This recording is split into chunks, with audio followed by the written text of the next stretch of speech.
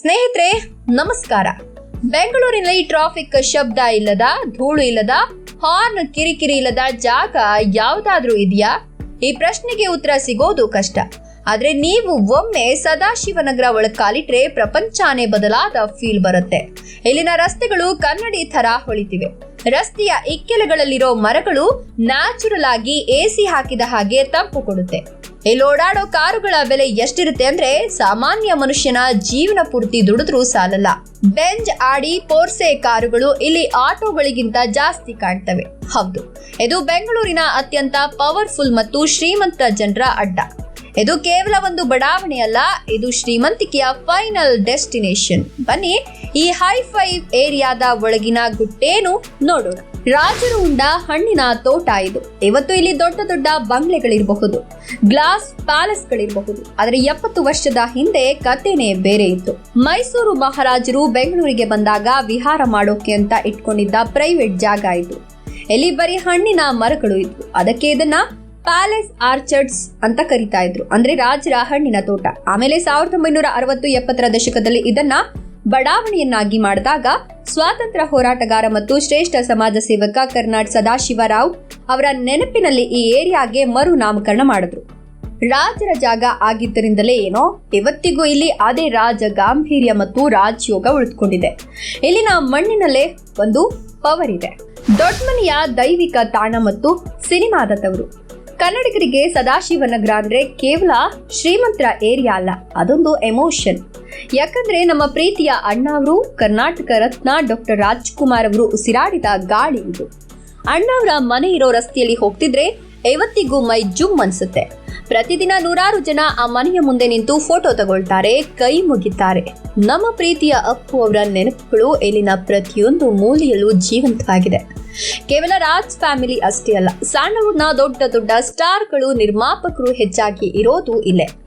ಮಲ್ಲೇಶ್ವರ ಮತ್ತು ಸದಾಶಿವನಗರದ ಬಾರ್ಡರ್ ಅಂದ್ರೆ ಅದು ಕಲಾವಿದರ ಕಾಶಿ. ಇಲ್ಲಿನ ಗಾಳಿಯಲ್ಲೇ ಕಲೆ ಮತ್ತು ಸಂಸ್ಕೃತಿ ಬೆರೆತು ಹೋಗಿದೆ. ಸರ್ಕಾರ ನಡೆಯೋದೇ ಇಲ್ಲಿಂದ. The real power house. ವಿಧಾನಸೌಧದಲ್ಲಿ ಕಾನೂನು ಮಾಡಬಹುದು, ಆದ್ರೆ ಆ ಕಾನೂನು ಮಾಡೋ ಮಂತ್ರಿಗಳು, ಡಿಸಿಷನ್ ಮೇಕರ್ಸ್ ಇರೋದು ಇಲ್ಲೇ. ಇದೇ ಸದಾಶಿವನಗರದಲ್ಲಿ.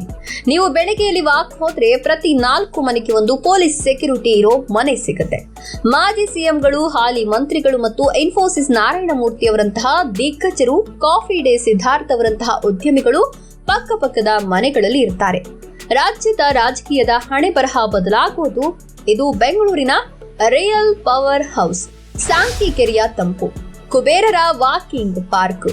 ಸದಾಶಿವನಗರದ ಅಂದ ಮತ್ತು ರೇಟ್ ಎರಡನ್ನ ಹೆಚ್ಚೋದು ಅದರ ಪಕ್ಕದಲ್ಲೇ ಇರೋ ಸುಂದರವಾದ ಸಾಂಕೀಕೆರೆ.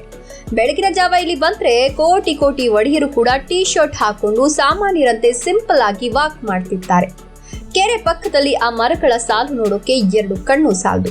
ಮಲ್ಲೇಶ್ವರ ಮತ್ತು ಸದಾಶಿವನಗರವನ್ನ ಬೆಸೆಯೋ ಈ ಕೆರೆ ಈ ಏರಿಯಾದ ಶ್ವಾಸಕೋಶ ಇದ್ದ ಹಾಗೆ. ಇಲ್ಲಿನ ತಂಪು ಗಾಳಿ ಎಂತ ಟೆನ್ಷನ್ ಇದ್ರೂ ಕಡಿಮೆ ಮಾಡುತ್ತೆ.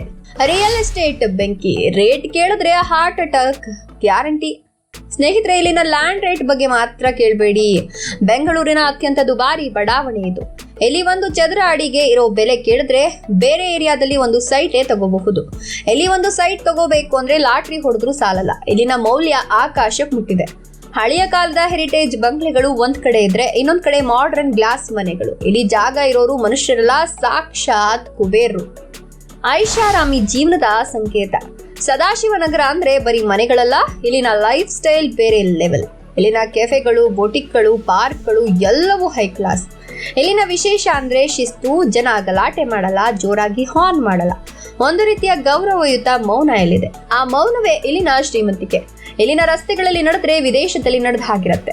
ಸದಾಶಿವನಗರ ನಮ್ಗೆ ಅಸೂಹೆ ತರಿಸೋದಲ್ಲ, ಕಿಚ್ಚು ಹಚ್ಚಬೇಕು, ಜೀವನದಲ್ಲಿ ಬೆಳಿಬೇಕು, ನಾಳೆ ನಾವು ಈ ಲೆವೆಲ್ಗೆ ಬರಬೇಕು ಅನ್ನೋ ಸ್ಫೂರ್ತಿ ಇಲ್ಲೇ ಸಿಗೋದು. ಕನಸು ಕಾಣೋಕೆ ನಯ ಪೈಸೆ ಖರ್ಚಿಲ್ಲ. ಬಿಂದಾಸ್ ಆಗಿ ಕಾಣಿ. ಟೈಮ್ ಸಿಕ್ಕಾಗ ಸಾಂಕೀಕೆರೆ ಹತ್ರ ಹೋಗಿ ಆ ದೊಡ್ಡ ಬಂಗ್ಲೆಗಳನ್ನ ಕಣ್ತುಂಬ್ಕೊಳ್ಳಿ.